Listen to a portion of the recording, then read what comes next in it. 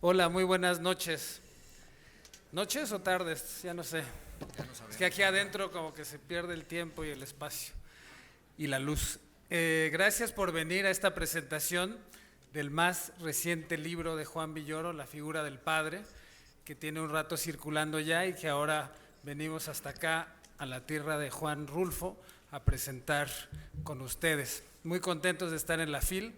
La verdad es que este espacio siempre es muy estimulante para editores, autores y todos los involucrados en la cadena del libro. Y nada, muy contentos pues, yo en particular de estar aquí al lado de Juan, presentando este libro tan especial, tan único en su carrera como escritor y su carrera literaria. Vamos a firmar libros al final, allá en el módulo de firmas, acabando esta presentación, nos trasladaremos hasta allá y allá los esperamos para la firma correspondiente, quien la quiera tener. Yo conocí a Juan Villoro cuando era pequeño, en Cuautla, Morelos, en los años 80, lo recuerdo así, pero cuando realmente lo conocí a Juan Villoro fue en los años 90, en la Casa del Poeta, porque Juan, muy generosamente, como siempre ha sido, nos invitó a un par de jóvenes que querían ser escritores a un taller literario que él había empezado en la UNAM, en la Facultad de Filosofía y Letras. Y ahí, en ese espacio, en la Casa del Poeta, donde había vivido Ramón López Velarde, quien es uno de los motivos de su novela El Testigo, ahí realmente lo vi en acción. Juan en ese entonces no sé, habrá tenido 40 años, quizás 50, por ahí. Esto sucedió hace 30 años, 20 años más o menos, y yo tenía 21, eso sí lo recuerdo, y nada, verlo en acción, desplegar su intuición, su conocimiento sobre el texto, sobre la minucia de la corrección, sobre la concepción de un texto de ficción, sobre todo los que estábamos ahí queríamos hacer narrativa, había un par de gentes que querían hacer poesía, pero ahí con Guadalupe Nettel, con Jesús Ramírez Bermúdez y un par de amigos más como Pedro Guzmán, que se nos perdió en el camino, y otros, lo vimos en acción. Y en fin, desde entonces sigo a Juan y ahora como editor de este libro estoy muy, muy contento de estar aquí con ustedes. Este libro es sumamente especial porque trata de su padre, el eminente filósofo Luis Villoro. Y escribir del padre, generalmente para cualquier hijo, es un reto mayúsculo, doble. Yo le voy a hacer un par de preguntas a Juan, porque realmente ustedes lo vienen a oír a él. Me da mucho gusto que haya tanta gente. Y solo decir que el libro para mí es excepcional en su producción. Es una serie el libro está armado a partir de una serie de relatos, de estampas sobre su padre. Cada uno tiene una unidad, son realmente emotivos, con mucho humor, ingenio, como siempre en la carrera de Juan, y van desvelando al personaje que es su padre. Si para Juan siempre fue un misterio su padre, en el libro eso va desarrollándose de alguna manera, y entre la elegancia de su prosa y las metáforas y los recursos tan abundantes que tiene él, vamos poco a poco conociendo al padre de Juan Villoro, pero también al propio Juan, por supuesto. ¿Por qué se fija en ciertos detalles y no en otros? ¿Por qué ciertas cosas le importan y otras no? ¿Por qué deja de lado algunas que no sabremos nunca que sucedieron? Son misterios que algún día ojalá conozcamos. Entonces, Juan, para empezar me gustaría preguntarte cómo fue esto de escribir de tu padre desde el presente, pero regresando por supuesto al pasado. la mirada del niño y la mirada del adulto del día de hoy. Muy bien, bueno, ¿qué tal? Muy buenas tardes, me da muchísimo gusto estar aquí con Andrés, con todos ustedes. Gracias por haber venido. Recordaba Andrés el momento en que nos conocimos. No dijo que él estaba subido a un árbol porque él creció como Mowgli en el libro de la selva. Estaba todo el tiempo como el varón rampante de Calvino por los árboles. Era un niño sumamente silvestre, y muchos años después me lo encontré en la Facultad de Filosofía y Letras. El motivo por el que yo lo vi en ese árbol es que fui a visitar a su padre, que es el escritor que decidió mi vocación, José Agustín. Yo empecé a escribir después de leer De perfil de José Agustín. Tuve la inmensa suerte de leerlo en la misma circunstancia en la que está el protagonista, porque esa novela se ubica en las vacaciones entre la secundaria y la preparatoria, en una colonia de clase media de la Ciudad de México, la Narvarte, y yo lo leí justo en ese momento de mi vida, las vacaciones entre la secundaria y la preparatoria, en una colonia muy parecida, la colonia del Valle. Los padres del protagonista se están separando, los míos se habían separado, en fin, eran muchísimas las similitudes, y José Agustín no le puso nombre a su protagonista. Era uno de los sesgos estilísticos de esa novela, y dije, claro, no le puso nombre porque soy yo, no quiere que me reconozcan. Me identifiqué como tantos miles de adolescentes se identificaron con ese libro, y entonces es una generosidad de la vida que el escritor que decidió mi vocación, José Agustín, haya tenido un hijo que ahora me permite publicar un libro sobre mi padre. Vean ustedes que el destino sabe su oficio y sabe cerrar vínculos, ¿no? Entonces, pues es un privilegio estar aquí con Andrés, y él mencionaba, y esto también tiene que ver con el destino, aquel lejano taller que primero se abrió en la Facultad de Filosofía y Letras de la UNAM, para entrada libre. Ya saben ustedes que la UNAM tiende a la masificación en todo, y entonces teníamos como 80 alumnos en el taller, y claro, pues por cuestiones de democracia elemental no se podía expulsar a la gente simplemente por número, etcétera. Entonces era en realidad como una asamblea de cuentistas, ¿no? Muy caótica. Y entonces yo, dentro de ese caos, traté de detectar a unos 6 o 7 alumnos que tuvieran más facultades o en las que yo confiara un poco más, y les dije, ¿por qué no nos reunimos en la casa del poeta López Velarde una vez a la semana, más en concentración, ¿no? Y una de esas autoras brillantísima es Guadalupe Nettel, que está aquí en el salón de al lado en estos momentos, ¿no? Yo temía que me iba a robar a todo el público porque es buenísima escritora, pero qué bueno que ustedes hayan tenido la generosidad de venir aquí, y seguramente su salón está también tan lleno como este. Entonces, el destino sabe sus jugadas, y eso me parece que es algo muy, muy especial. Este libro no sabía yo, primero que nada, si lo iba a escribir o no. Yo escribí una primera crónica sobre mi padre, que está en otro libro, Safari Accidental, porque me lo pidieron de una revista. A veces las revistas funcionan como las musas. Se supone que las musas nos inspiran, pero no siempre esto sucede, o no siempre nos visitan. Además, según la representación de las musas, que son mujeres hermosísimas, yo creo que si se presentaran actuarías como un tarado, ¿no? No podrías decir nada ante la belleza de las musas. Pero hay otro tipo de musas más bien furibundas, que son los jefes de redacción, que casi te exigen que escribas un texto. No tienen dinero, pero no te van a pagar con dinero, pero te van a pagar con posteridad, porque tú vas a poder perdurar gracias a eso. Y entonces de pronto te ponen entre la espada y la pared, y en este caso un editor de una revista me dijo, necesito un texto urgentemente que trate de un asunto político y que al mismo tiempo sea muy personal. Entonces yo, por fortuna, no tengo una carrera política, entonces es difícil que algo que fuera muy político fuera también personal, pero entonces pensé en algo que había hecho mi padre, y es que él tuvo prohibida la entrada a Estados Unidos durante muchos años, y ese era su mayor timbre de honor. Mi padre era una persona obsesivamente modesta, con una modestia tan exagerada que seguramente era una forma del orgullo, pero impedía que se hablara de él, no quería que nada lo elogiara, en fin, era así. Pero sí presumía de una cosa: Estados Unidos le había prohibido la entrada.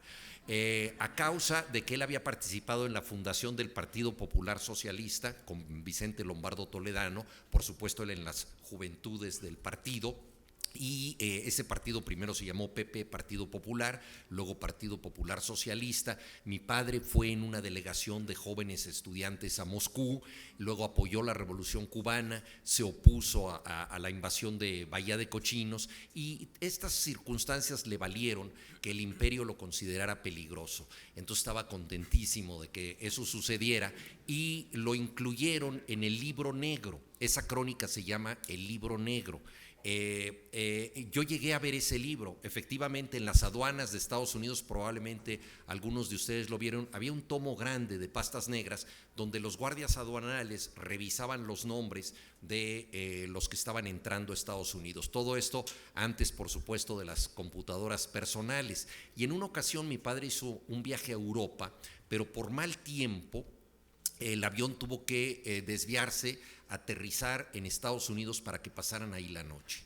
Y entonces, como él no tenía visa, y no solo no tenía visa, sino que estaba en el Libro Negro, un agente del FBI lo bajó del avión, lo llevó a un hotel en el aeropuerto y montó guardia afuera de su cuarto. Y esa fue, yo creo que la noche más feliz de su vida, porque era peligroso, ¿no? Era alguien que realmente estaba ahí tentando al imperio, podía hacer que sus cimientos temblaran, ¿no?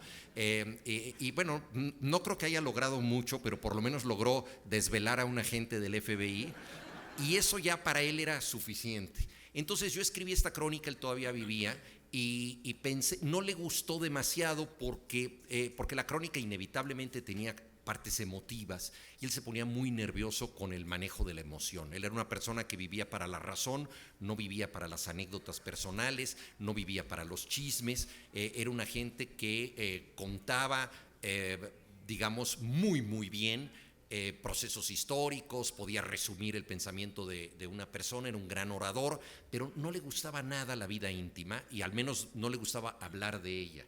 Entonces se sintió un poco incómodo porque se vio retratado en clave emocional, porque la literatura trabaja con emociones, ¿no?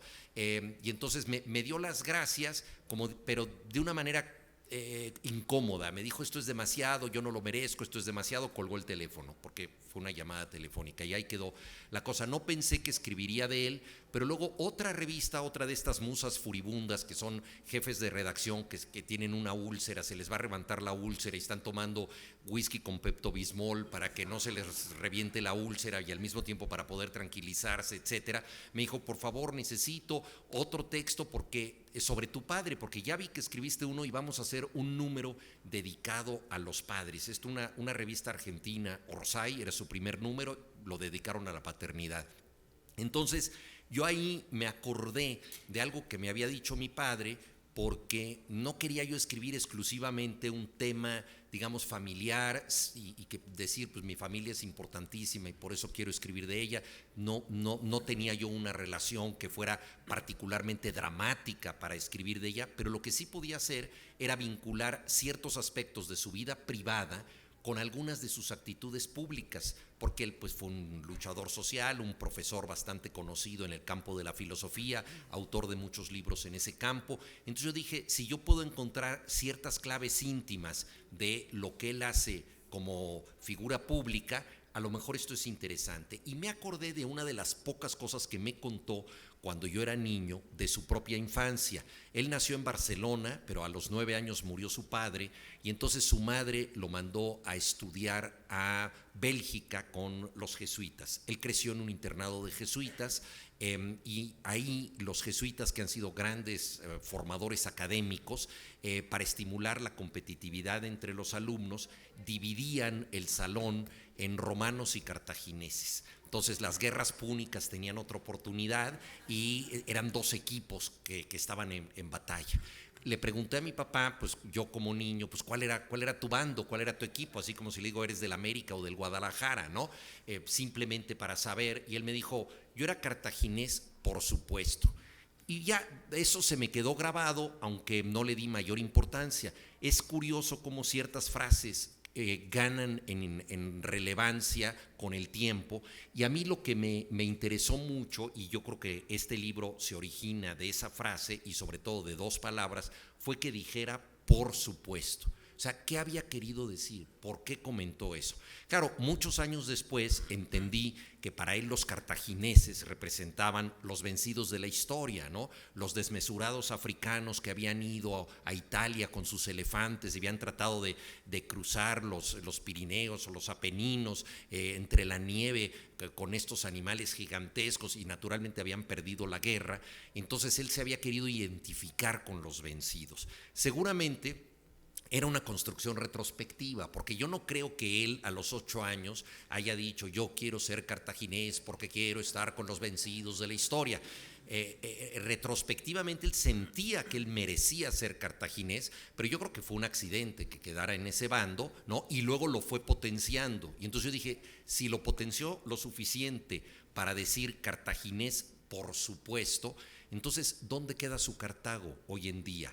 ¿Cuál es esa lucha que él defiende? Y naturalmente en ese momento su Cartago estaba en Chiapas, porque él era asesor del ejército zapatista, eran pues los pueblos originarios de México, los nuevos cartagineses, los vencidos de la historia. Y previamente los republicanos españoles, que también habían perdido la guerra, habían sido otros cartagineses. Entonces escribí un texto que se llamaba Mi padre el cartaginés, y que pertenece a este libro, y ahí yo hablaba justamente de cómo toda esta búsqueda que él ha tenido o que tuvo de justicia social de alguna manera derivaba de ese primer contacto con los derrotados que tuvo en las aulas de los jesuitas, siendo él un niño cartaginés, ¿no?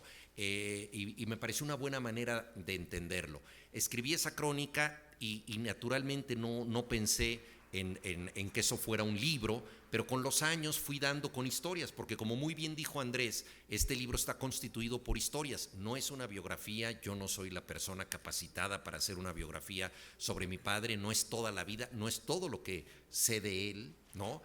Son historias seleccionadas en donde en cada uno de los casos yo trato de vincular una circunstancia íntima, privada, con algunas de sus actividades públicas, ¿no? Y entonces cómo una cosa sustenta a la otra. Pensé, después de haber escrito varias, que su muerte en el año 2014 sería el momento ideal para ya rematar un libro, pero uno de los grandes misterios cuando fallece un ser querido es que la muerte no cierra la puerta. La muerte, al contrario, da entrada a muchísimas cosas. Se te acercan personas que conocieron al difunto y te cuentan cosas de él que no sabías. Entonces yo me empecé a llenar, a empapar de historias que me contaba la gente, y que era muy interesante para mí porque eran las historias de un hombre reservado. Entonces, cuando alguien ha contado poco de sí mismo, esas historias valen mucho, ¿no? Y eso yo creo que fue algo determinante para aplazar la escritura del libro y que llegara el momento ya en que yo pudiera terminarlo. Sí. Gracias, Juan. La verdad es que, como lo oyen, así es el libro. Realmente te va envolviendo en esta vida íntima, se desplaza a lo social, a lo público, regresa a la casa, y el libro genera una sensación muy singular. Creo que a mí en particular, por supuesto que me hacía pensar en mi propia historia familiar, en mi propia familia, en mi propio padre, ¿no? Y pensar en escribir sobre él, me imagino, Juan, lo acabas de decir, fue de lo más complicado. Y esta parte que ahorita mencionabas, cómo discriminar, o sea, qué quitas, qué dejas de lo íntimo, lo público, lo privado, ¿por qué dejaste algunas cosas y otras, como bien dijiste, no nos las quisiste contar? Sí. Bueno, toda vida tiene pasajes que son francamente aburridos, ¿no? O sea, nadie está en estado épico todo el tiempo, ¿no? Entonces, bueno, hay muchas cosas que pueden ser importantes para una familia, para un hijo, pero que no tienen relevancia para otros. Luego hay un tema tremendo con los padres, ¿verdad? Que es su vida más íntima, ¿no? Yo creo que conocer la vida sexual de los padres es algo que realmente más vale la pena ni siquiera imaginar, ¿no? Sin ella no existiríamos, ¿no? Pero más vale pensar que somos el resultado de algo que no debe ser averiguado, ¿no? Entonces, bueno, toda esa parte, la vida romántica de mi padre, sí lo comento nada más de pasadita, fue bastante compleja y por supuesto causó pues algunas repercusiones en quienes somos sus hijos, pero no me quise meter en eso para nada, ¿no? Y luego también lo más difícil para mí era suprimir ciertas cosas que tienen que ver con mi mirada de él, porque todos nosotros construimos a nuestros padres, o sea, todos nosotros tenemos una idea de ellos a partir de la forma en que los hemos visto, de la forma en que hemos aprendido a configurarlos mentalmente. Si un padre tiene 6 hijos, pues hay 6 padres en esa familia, porque cada uno de ellos siente, a mí me dio esto, no, pues a mí no me dio tanto, a ti te dio más, etcétera. Todas esas cosas, la situación terrible que se da muchas veces en las familias ricas, por supuesto, al leer el testamento, ¿verdad? Y entonces una revelación de las desigualdades al interior de una familia y las rencillas y cosas así. En las familias que no son ricas, simplemente las memorias que se pueden tener del padre son diferentes, encontradas, etcétera, ¿no? Entonces, en esa construcción que uno hace del padre, uno pone mucho de sí mismo. Entonces, el principal peligro era poner mucho de lo que yo sentía de él, ya fuera en positivo o en negativo, porque yo no quería que el libro fuera ni una celebración idolátrica de mi padre, ni tampoco un ajuste de cuentas, sino que hubiera luces y sombras, pero que yo pudiera, si acaso mencionaba heridas, hablar de esas heridas cuando ya estuvieran cicatrizadas, ¿no? Ya no ponerme yo tan exigente como para decir las cosas que en algún momento fueron dolorosas para mí.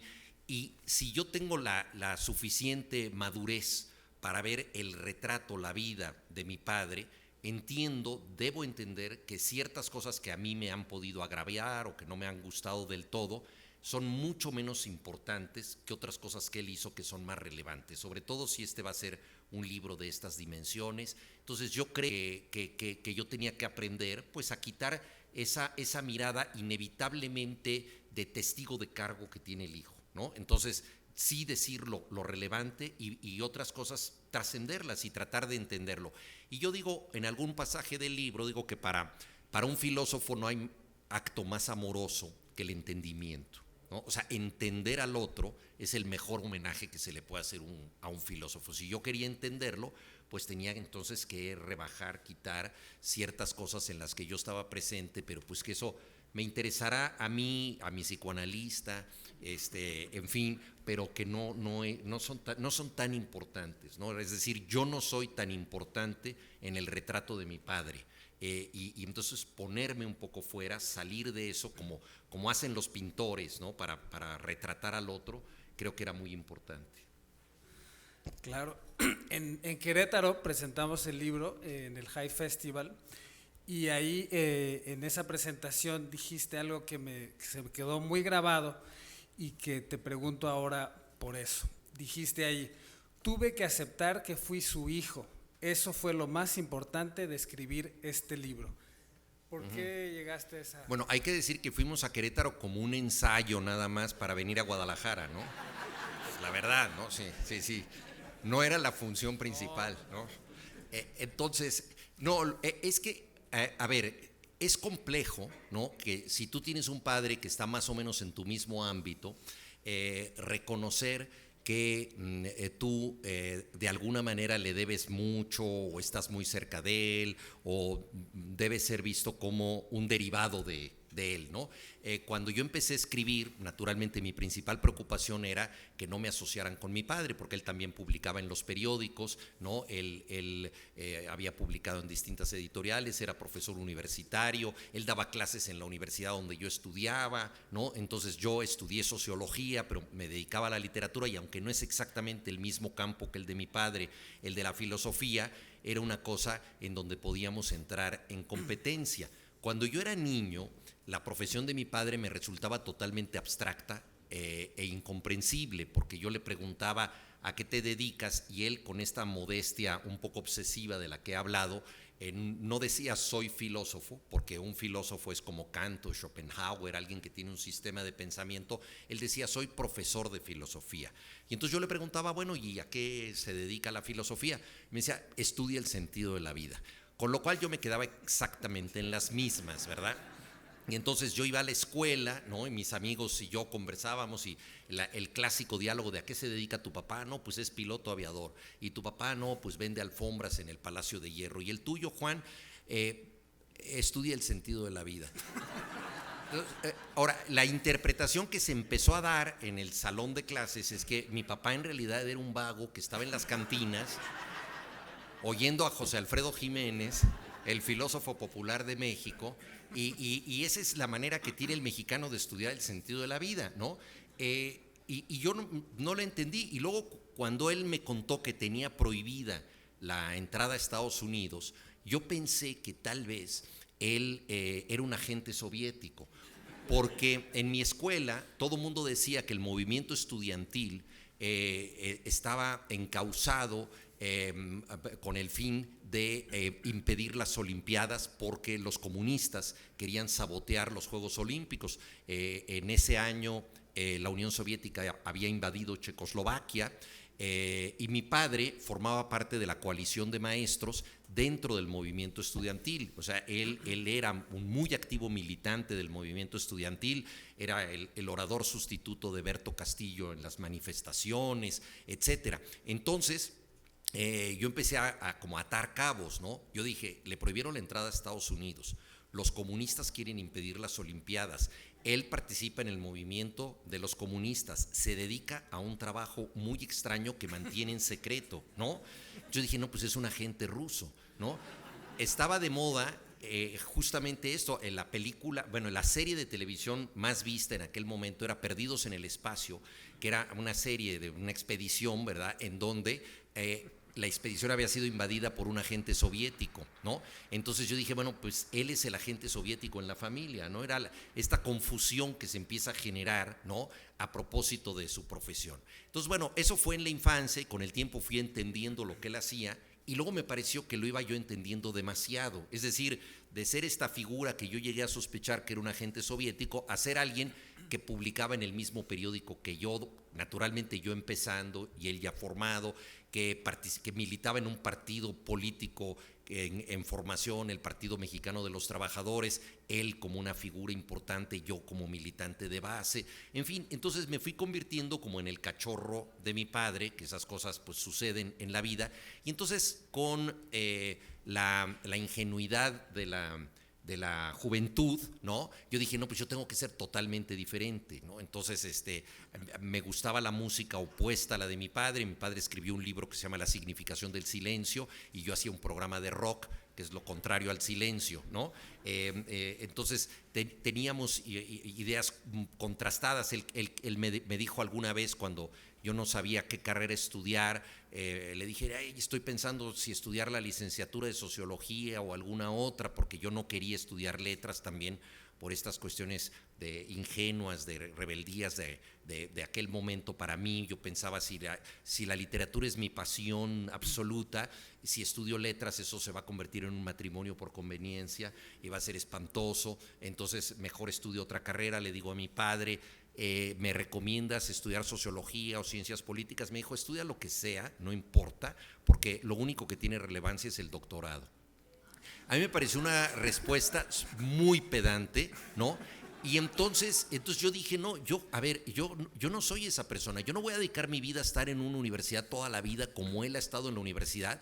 Entonces yo me propuse jamás estudiar un doctorado, lo cual es una promesa muy fácil de cumplir, ¿verdad? Porque nada más con no hacer nada uno ya no estudió el doctorado. Con los años me arrepentí porque luego di clases en la universidad y pues claro, sacas tu título de licenciado en sociología y aunque las ciencias humanísticas no sean tan relevantes como, no sé, como tener un título de ingeniero para construir un puente, ¿verdad? Y que no se caiga el puente, el título de licenciado en sociología, pues para enseñar literatura, pues que no parecía muy sólido, ¿no? Pero bueno, ni modo, es el camino que yo escogí y lo escogí mucho en distancia, en tensión con mi padre.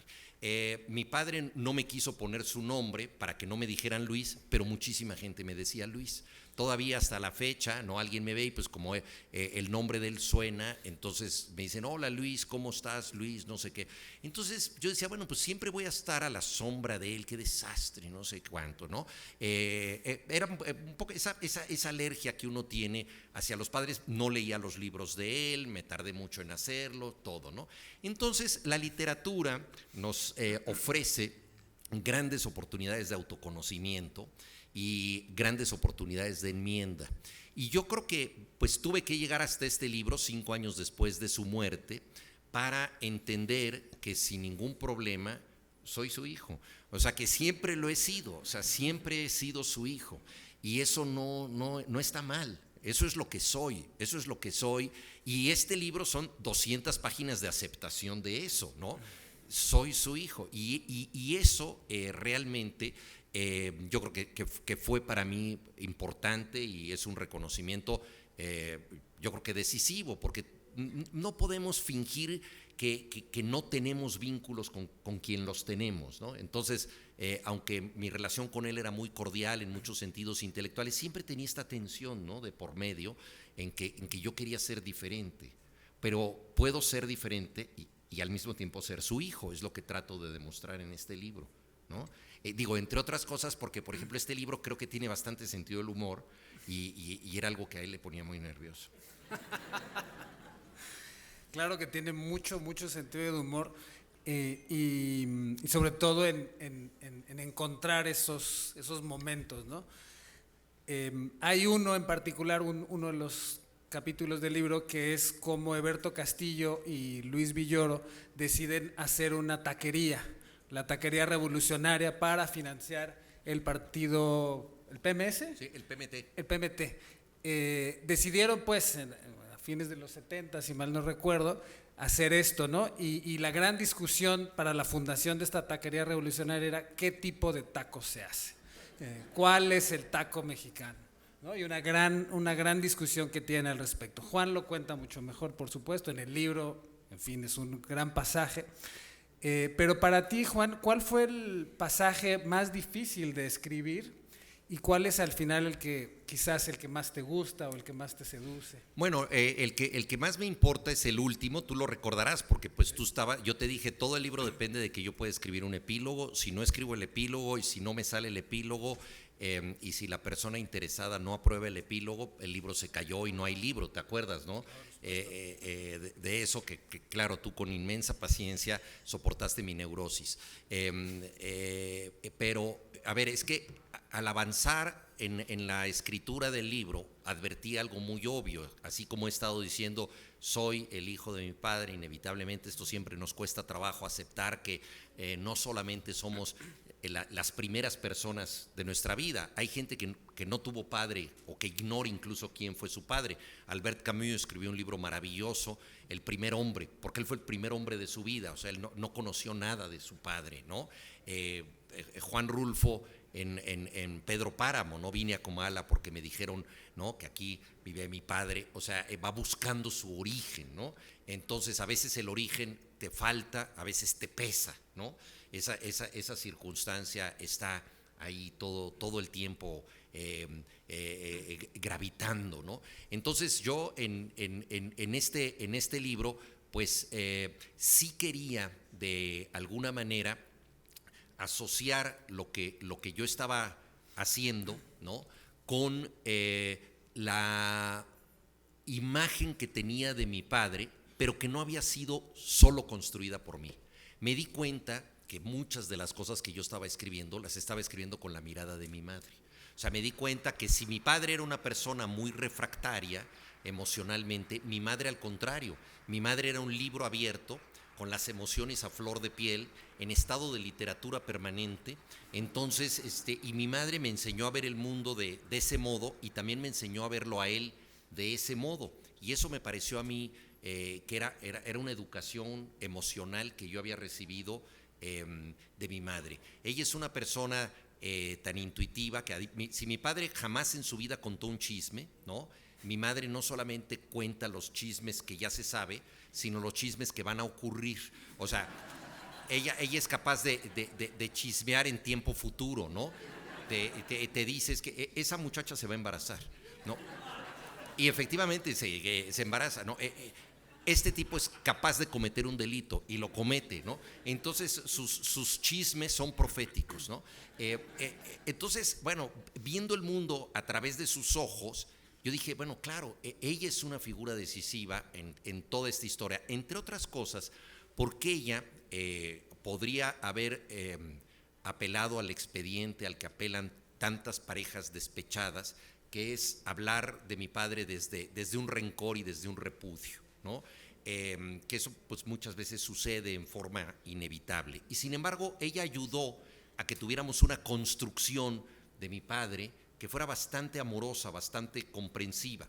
Incluso a mí me parece que ese respeto que ella tenía por mi padre era un acto de amor, aunque ya se hubieran separado. Claro, esa es mi hipótesis romántica y mi madre en el libro me desmiente, dice, bueno, si tú quieres pensar eso, pues allá tú, ¿no?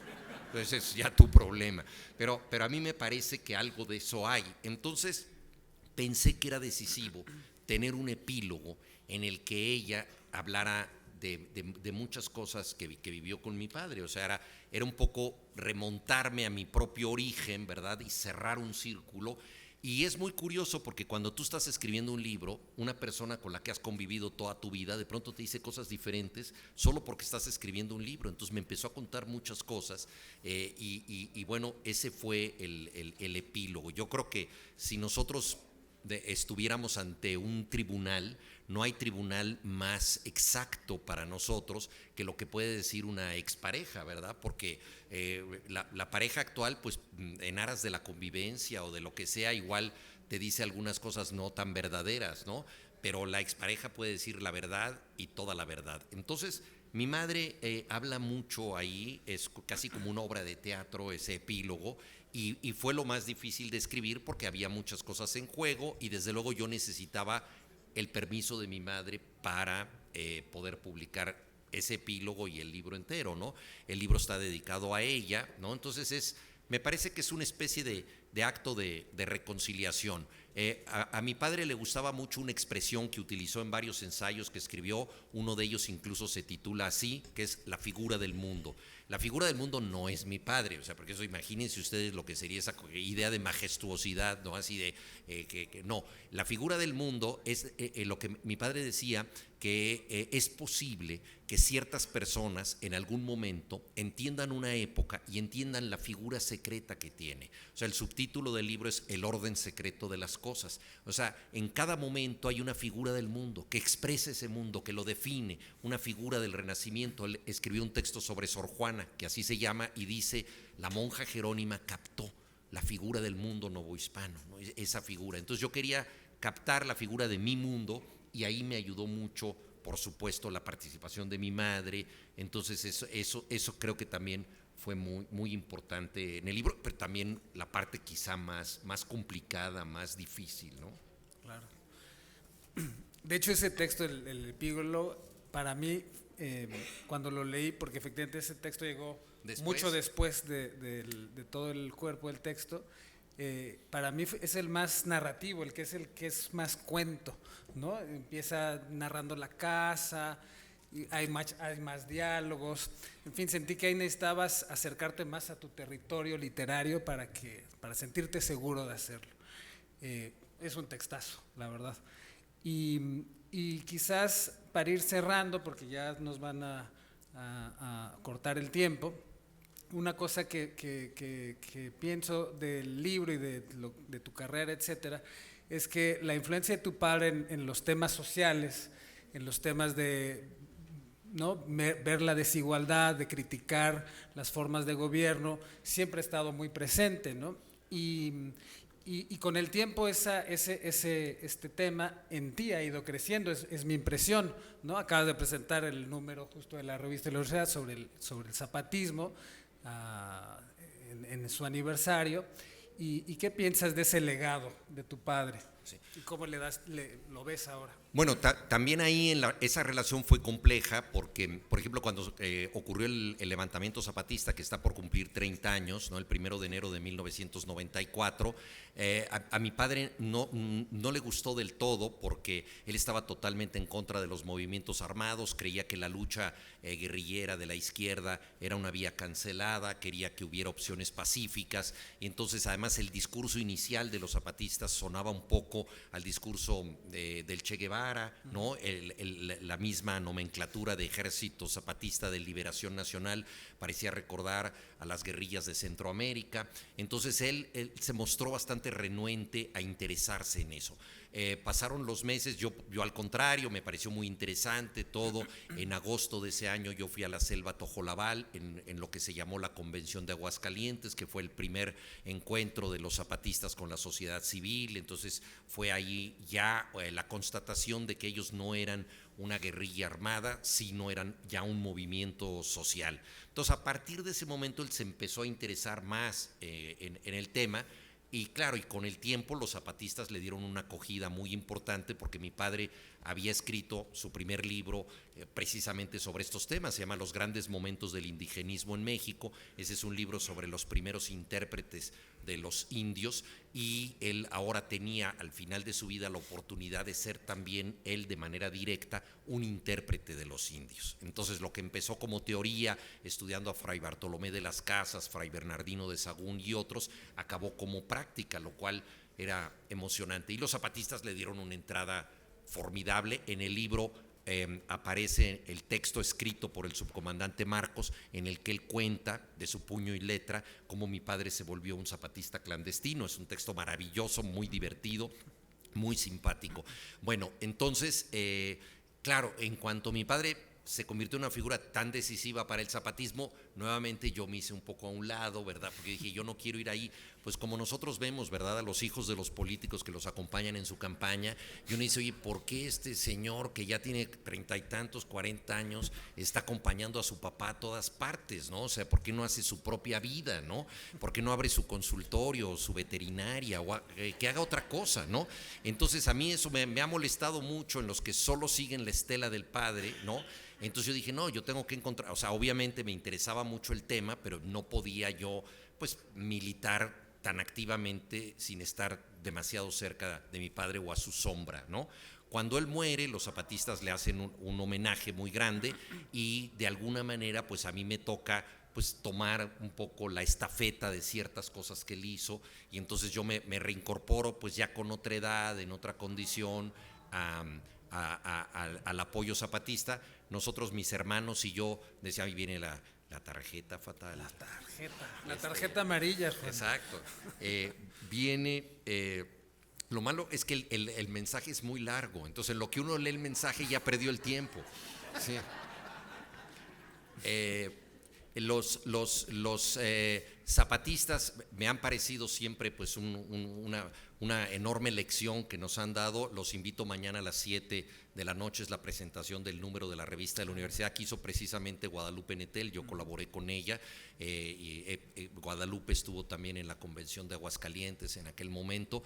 Entonces, pues ese legado ahí está, y obviamente yo no me comparo con él, pero pues he tratado de hacer también varias cosas también en la campaña en favor de Marichú, y todas estas actividades creo que han sido importantes, y mi padre está enterrado en el Caracol de Oventic, de modo que ahí está su memoria, está siempre muy bien cuidado, ¿no?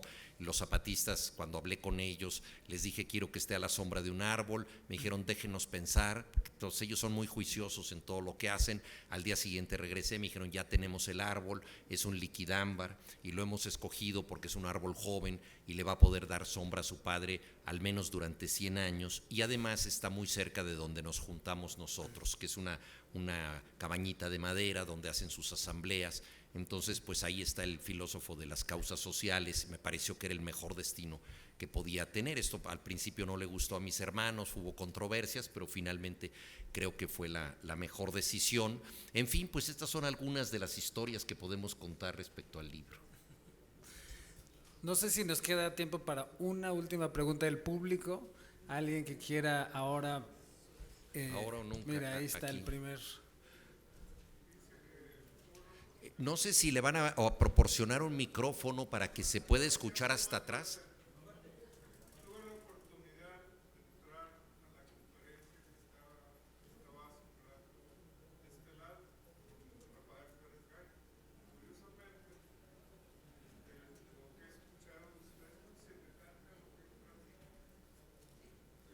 Ah, sí.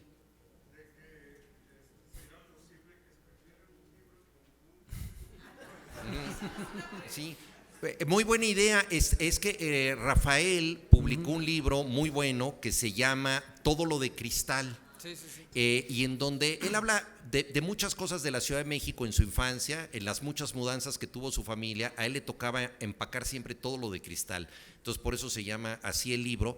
Y ahí dedica bastante a la figura de su padre.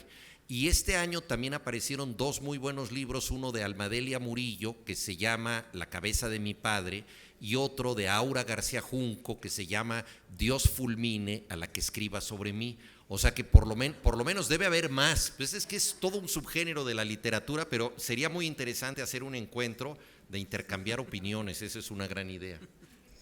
Bueno, muchas gracias. Nos vemos en el módulo de firmas aquí al lado. Gracias, Juan. Gracias a ustedes. Buena feria.